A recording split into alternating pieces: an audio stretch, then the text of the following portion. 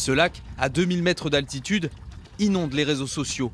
Autrefois confidentiel, il est devenu l'un des plus prisés des Pyrénées.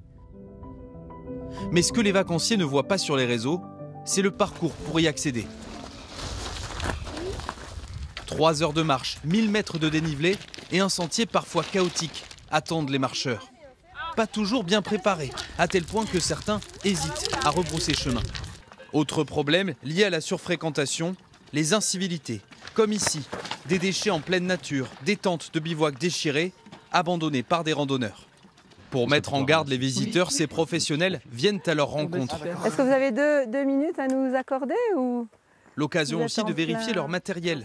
Ici, monsieur est un habitué, mais il a oublié ses chaussettes.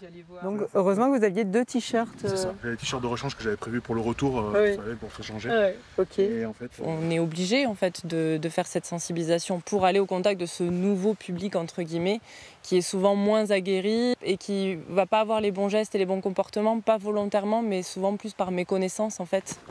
S'adapter à ce succès nouveau, y compris pour le stationnement. Voici à quoi ressemblait encore l'an dernier le parking au départ de la randonnée, régulièrement pris d'assaut par des centaines de voitures. La mairie a trouvé une solution, limiter le parking à 40 places de stationnement numérotées, avec réservation obligatoire quelques jours avant.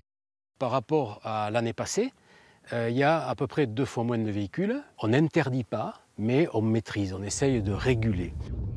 La situation s'améliore, mais le site est toujours très fréquenté. De nombreux automobilistes continuent de stationner illégalement.